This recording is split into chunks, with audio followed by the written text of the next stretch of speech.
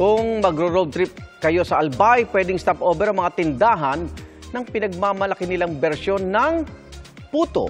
At sa Quezon naman, busog pati ang mga mata ng mga nakisaya sa dalawang pista.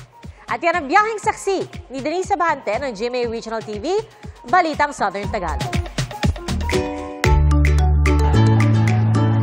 Tarana't makifiesta sa Quezon. Parang may nagsaboy ng sari-saring kulay sa mga kalsada ng Lukban. Pasiklaban ang disenyo ng mga bahay. Di lang feast for the eyes dahil totoong pagkain ang mga palamuti. Gaya ng isang itong hitik sa repolyo, may gumamit ng sayote at may nagmukhang bahay kubo. Parang nakakaingganyang mamitas. Kanya-kanyang pa-picture ang mga namamasyal. May mga nakijoin pa sa sayaw. Ang magarbong pista ng pahiyas, pasasalamat sa masaganang ani at parangal kay San Isidro Labrador, patron ng mga magsasaka. Ganoon din ang pagdiriwang sa Aranyat Baluarte Festival sa bayan ng Gumaka. Mga inaning gulay at prutas din ang palamuti sa arko ng bawat barangay. Sangkap din sa disenyo ang mga biyaya ng karagatan.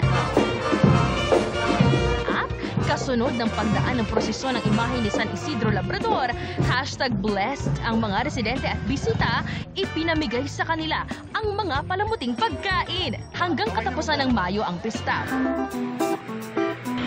More food trip ba? Tara naman sa Ligaw City, Albay. Halos 4 na dekada na nilang ipinagmamalaki ang kanilang rice puto.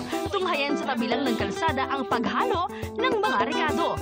Sinasamahan ng asukal ang giniling o malagkit na bigas at nilalagyan ng pampakulay gaya ng kulay ube. Saka lulutuin gamit ang pag-steam. Nalagaan po namin yung quality, then yung texture, saka hindi kami nagbabago ng yung timpla, tapos yung pagka-mix ng rice. Pinasarap pa ang rice puto ng laman nitong makapuno. Kung naghahabol ng outing sa tag-init, let's go sa Tanawan City, Batangas. Magtampisaw sa malamig na tubig ng Pag-asa Weather Bureau River Park sa Barangay Ambulok. Madaling puntahan dahil nasa likod lang yan ng Pag-asa Ambulong Station. Welcome ang mga pamilya at barkada, residente man o turista. Basta't magbayad ng 20 pesos environmental fee. Para sa GMA Integrated News, ako si Denise Abante ng GMA Regional TV, Balitang Southern Tagalog, ang inyong saksi. Mga kapuso, sama-sama tayong maging saksi.